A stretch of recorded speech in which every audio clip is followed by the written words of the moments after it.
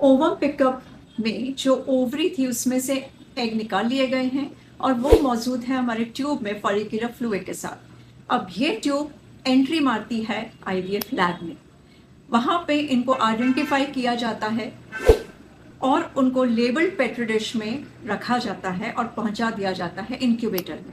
Incubator में क्यों? क्योंकि अभी तक ये एग्स बड़े ही सुरक्षित वातावरण में माँ के पेट के अंदर थे।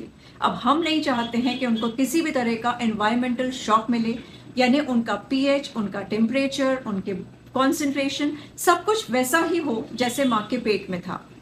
कुछ समय रेस्ट करने के बाद उनको निकाला जाता है और एक प्रोसेस होती है जिसको डिन्यूरेशन कहा जाता है, जिसमें से आसपास के जो सेल्स हैं उनमें से अंडों को छांट लिया जाता है। इसी समय मालूम पड़ता है कि कितने अंडे मैच्योर हैं। अब इनको वापस इंक्यूबेटर में रखने के बाद चांस होता है स्पर्म्स का। स्पर्म्स बड़े ही एक्साइटेड हैं अंडों से मिलने के लिए। उनमें से जो बेस्ट क्वालिटी के स्पर्म हैं उनको अलग करते हैं और फिर एक एक एग में एक एक स्पर्म का प्रवेश कराया जाता है एम्ब्रियो बनाने के लिए। इस प्रोसीजर को कहा जाता है इक्सी।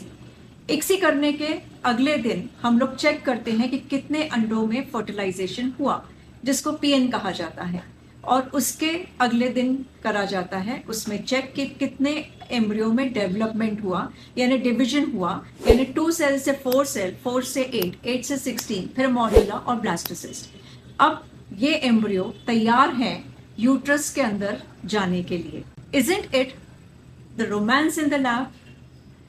इसी तरह की इंफॉर्मेशन के लिए प्लीज सब्सक्राइब एशियन।